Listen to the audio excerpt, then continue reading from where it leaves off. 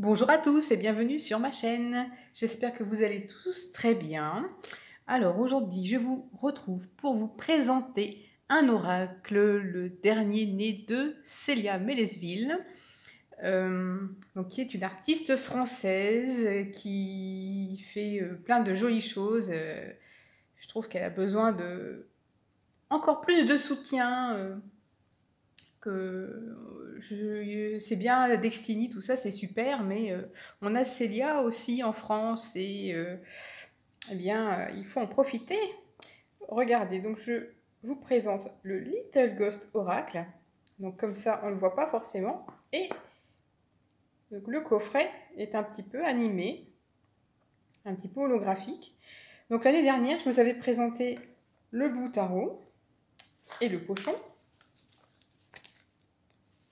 ainsi que le pins. Et cette année, j'ai commandé la suite, donc le beau tapis et le Little Ghost Oracle. Donc, objet de la présentation. Voilà, donc qui arrive dans une boîte très sympa. Franchement, qui fait ça en France, hein? Donc, moi, je trouve que Célia, elle mérite. Elle mérite vraiment, je trouve, encore davantage de soutien et de vues. Parce que ce qu'elle fait, c'est quand même, elle arrive à chaque fois à se renouveler. Je connais pas beaucoup d'artistes français qui font ça. Regardez le dos de la boîte. Donc on nous dit que c'est la première édition, qu'il y a 40 cartes. Alors la boîte, voilà, c'est une boîte en dur. L'intérieur est holographique. L'intérieur du couvercle est sympathique aussi. Très joli. Alors, comme pour tous les jeux de Célia, on va avoir un livret français-anglais. Alors, donc une petite introduction. On nous explique la naissance de l'oracle, la construction du jeu,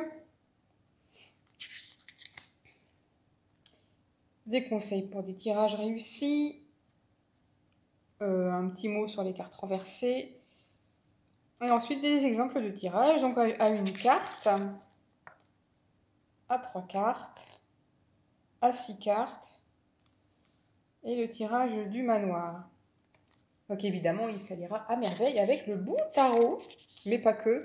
Alors moi, c'est un jeu comme tous mes jeux, hein. Moi, je les utilise pas que à une saison donnée, c'est toute l'année, hein. C'est toute l'année la fête. Alors, pour chaque carte, on va avoir une page, vous voyez, avec des mots-clés, un lieu et une indication de temps. Voilà. Voilà, ici, vous arrivez à lire. Donc, je vous montre pour d'autres cartes, pour vous faire une idée. N'hésitez pas à faire pause, hein, comme d'habitude. Donc on va avoir des cartes positives, négatives, comme pour tous les jeux. Alors, au niveau des cartes, eh franchement, moi je dis chapeau Célia, hein. Avec le bout tarot, on avait ces petites paillettes sur les cartes majeures. Et là, on a carrément un dos sublime. Hein, voilà. C'est vraiment une merveille ce jeu. Les cartes glissent très très bien. On a une tranche argentée, pailletée. Je précise que je n'ai pas de paillettes sur les doigts. Voilà. Je ne sais pas si on voit bien. Voilà. Tranche argentée, pailletée. Au niveau du grammage, du fait qu'elles sont, qu'on a une tranche colorée, elles sont plus épaisses. Je me demande si elles ne sont pas plus épaisses que le tarot, hein. En tout cas, elles sont moins longues. Je pense que le tarot, c'est vrai, a tendance à se gondoler un peu. Je pense que celles-ci sont moins longues. Et avec la tranche, à mon avis, elles bougeront moins, celles-ci. Alors, au niveau de la dimension des cartes, par rapport au bout tarot, vous voyez, c'est... comme c'est un oracle un peu plus large, à peine plus petite au niveau de la longueur. Je vous ai sorti une carte de la réponse est simple aussi pour comparer. Ça va être plus petit. Donc au niveau du format, c'est bien, ils tiennent bien dans la main par rapport à ma main, vous voyez, c'est juste bien. Je vous montre le dos, il est vraiment... Elle arrive à chaque fois à se renouveler. Et moi, je dis bravo Célia. Hein. Alors pourquoi pas pour les prochaines créations un peu d'acrylique pour changer de l'aquarelle, je ne sais pas, on verra ce qu'elle nous propose pour la suite. Et là, pour les 40 cartes, on va avoir ce vernis sélectif sur tous les fantômes. Pas sur certaines cartes, mais sur toutes les cartes, on va avoir un vernis sélectif. Bon là, il est tout petit, le fantôme, on verra mieux peut-être sur d'autres cartes. Donc ici, on a une petite bannière en bas avec le numéro de la carte. On a même du brillant, hein, en bas à droite, en bas à gauche. Donc voilà, ici on a le début, donc c'est l'entrée, le petit fantôme qui rentre. Qu'est-ce qu'il va y trouver? Est-ce qu'il va oser s'aventurer dans le manoir? Puisqu'en fait, je ne vais pas dire que chaque carte va représenter une pièce du manoir, mais presque. D'où c'est pas mal pour rechercher des objets, vu qu'on a un lieu qui est évoqué dans le livre pour chaque carte. Alors ici, on a donc le verbe mener, avec ce fantôme sur son cheval. Se nourrir. Donc là, on a un fantôme plus grand. Est-ce qu'on va peut-être voir les paillettes? Moi, je les vois, mais à la caméra, passe peut-être moins bien. Mais je vous assure que ça se voit. Voilà. Imagination. Et comme d'habitude, tout ce que fait Célia, c'est tout doux. C'est bien fait. On a plein de détails. La surprise. Bonne ou mauvaise, là aussi, hein, on ne sait pas. Cadeau surprise. Animal. C'est pas courant hein, dans les jeux d'avoir des cartes sur les animaux.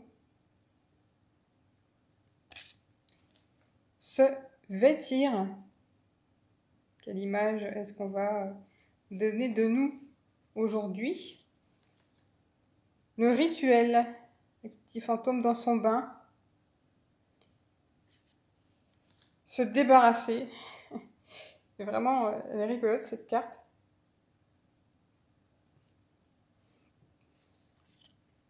Créer du lien.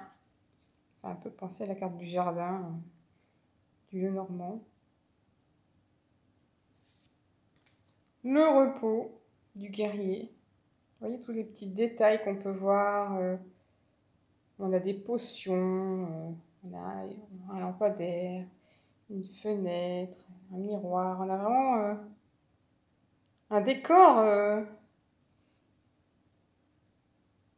C'est très joli. La créativité. Le labeur pour la carte du travail. Les ancêtres.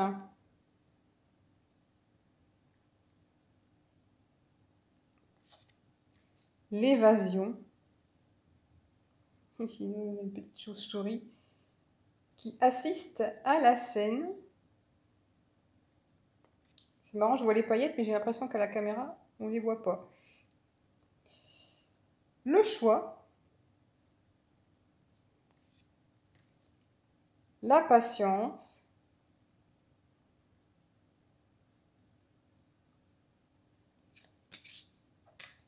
La célébration.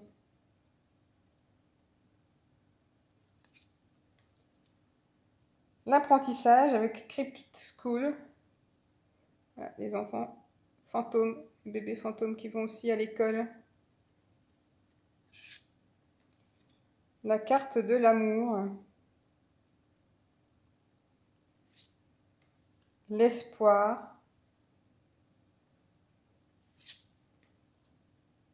Le guide.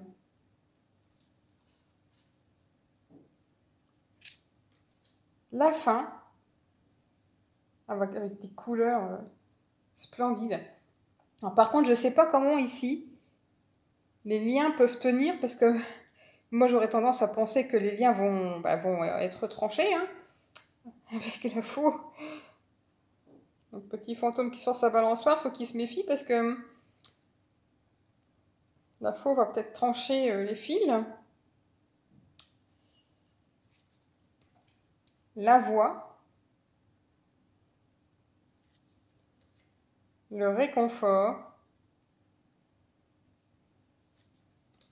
le temps.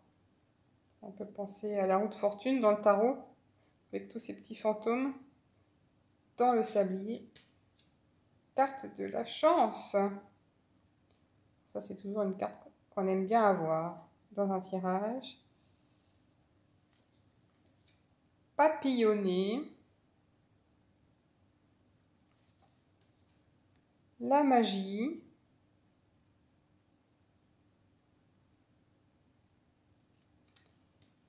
La nature. On peut penser à l'impératrice. Bouger.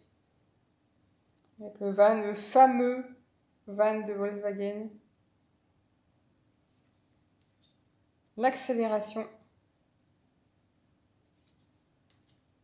La tristesse.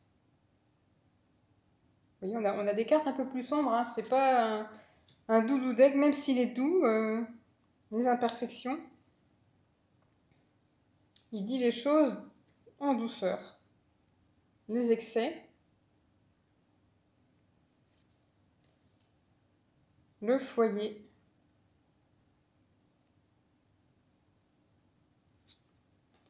La peur. Bien réalisé, hein.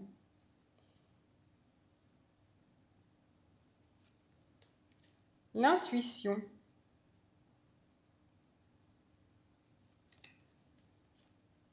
Le mental. On se prend un petit peu la tête, on réfléchit. Et la 40. Vous voyez, les numéros sont bien lisibles, hein, c'est pas trop petit. La 40, donc, avec la carte de la perspective. Avec ce petit fantôme qui se laisse aller au gré du vent.